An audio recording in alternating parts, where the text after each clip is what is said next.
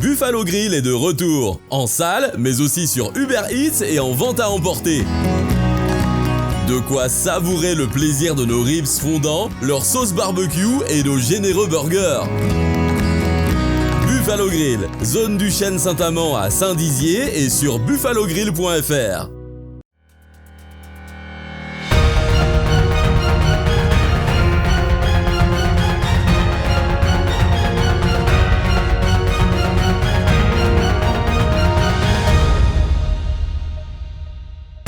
Bonsoir à tous, je suis heureux de vous retrouver pour votre journal du lundi 22 juin 2020. Et à la une de cette édition, les collèges accueillent à nouveau l'ensemble des élèves. Un reportage à suivre dès le début de ce journal. Le château du Grand Jardin à Joinville a rouvert ses portes depuis lundi avec des mesures sanitaires strictes. Un reportage à découvrir dans un instant.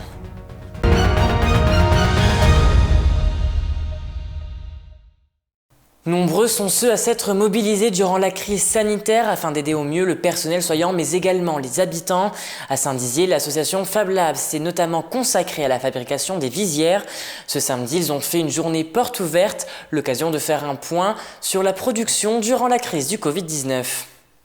Aujourd'hui, on a fait 13 000 visières, on a fabriqué 13 000 visières qui ont été distribuées un petit peu partout. On a même des visières qui sont parties en Guyane. Et dans les régions de Grand Est, on était jusqu'à Reims, on était à Nancy, on était même à Orléans avec la gendarmerie. Donc disons que là, avec la crise qui finit maintenant, il faut maintenant continuer avec des autres actions qui vont permettre de continuer notre activité. On a eu toutes les lumières autour de nous, et ça permet de montrer aux gens qu'il y a des structures autour qui ont des machines, qui ont des compétences, qui ont des capacités de production, qui peuvent reprendre une demande, ça soit particulier, ça soit professionnel. Donc maintenant, l'objectif, c'est de pouvoir continuer à développer nos machines, nos compétences, nos capacités pour pouvoir suivre la logique de développement de notre association. Et je vous le disais en titre, à la suite des dernières annonces du président de la République Emmanuel Macron, ce dimanche 14 juin, les collèges peuvent accueillir l'ensemble des élèves. Un retour en classe présenté comme obligatoire à 2 semaines des grandes vacances. Un reportage avec Nicolas Fontaine. Après 6 semaines d'école à effectif réduit et plus de 3 mois de cours à la maison, tous les collégiens sont retournés en classe ce lundi 22 juin. Au collège Pierre-Gilles de Gênes, à Frinicourt, habituellement plus de 300 élèves parcourent ces couloirs.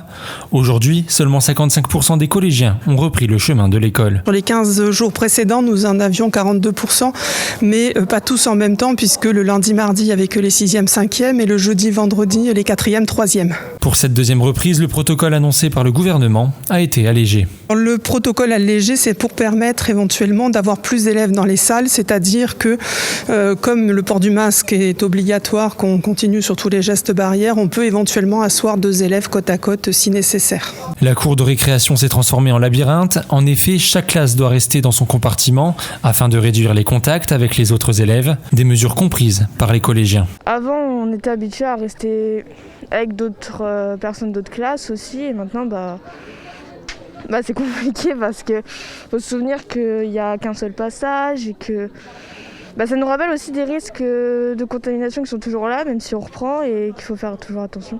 C'est assez embêtant, mais ça va parce que j'étais déjà là avant la reprise du 22 juin. Du coup, on a l'habitude, mais ouais, avec le monde et tout, c'est plus embêtant. Il est 8h, la sonnerie sonne le début des cours. Monsieur Zulfikar, professeur de mathématiques, va chercher ses élèves qui ne changeront pas de salle jusqu'aux prochaines vacances. Une fois l'appel et la distribution des nouveaux emplois du temps effectués, un petit rappel du protocole sanitaire est expliqué aux élèves. Le protocole sanitaire, on va dire, c'est une condition qui est absolument nécessaire. C'est-à-dire qu'en gros, on est obligé, tous, pas seulement les élèves, tout adulte de l'établissement doit suivre ce protocole pour que tout se déroule dans les meilleures conditions possibles. Cette reprise a été annoncée par le gouvernement comme étant obligatoire, mais à 2 semaines des vacances scolaires, le retour en classe était-il nécessaire ? C'est absolument important, oui. Ne serait-ce que reprendre les habitudes scolaires, se remettre au boulot, au niveau pédagogique et même au niveau santé psychologique, je pense que cela peut faire du bien aux élèves, Afin d'éviter au mieux le décrochage scolaire, l'établissement marnais est actuellement en train de préparer un stage de remise à niveau pour la dernière semaine du mois d'août. Partons à présent du côté de Joinville. Le château du Grand Jardin a rouvert ses portes lundi dernier. De nombreuses mesures sanitaires ont été mises en place afin d'accueillir au mieux les visiteurs.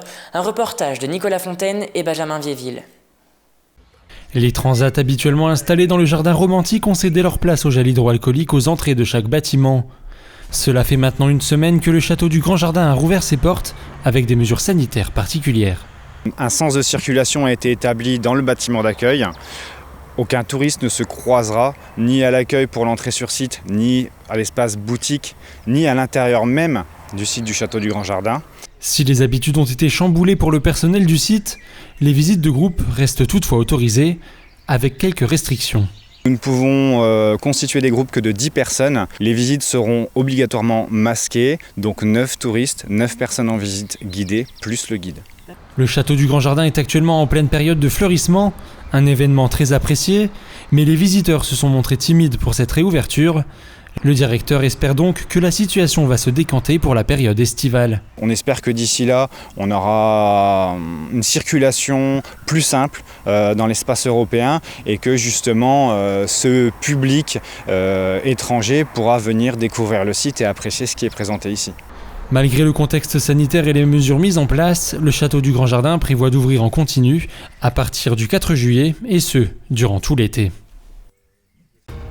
Et c'est la fin de cette édition, merci de l'avoir suivi. Avant de se quitter, sachez qu'à partir de demain et ce jusque jeudi, il n'y aura pas de journal, mais vous aurez le plaisir de retrouver Lisa Lamorlette et Antoine Regnault pour le débat de l'entre-deux-tours des municipales. À 20h demain, ils seront en compagnie des candidats à la mairie de Vitry-le-François. Tout de suite, votre météo et n'oubliez pas, l'information continue sur puissancetélévision.fr. Toute l'actualité qui vous concerne, à voir ou à revoir, dès maintenant sur puissancetélévision.fr et sur notre application mobile.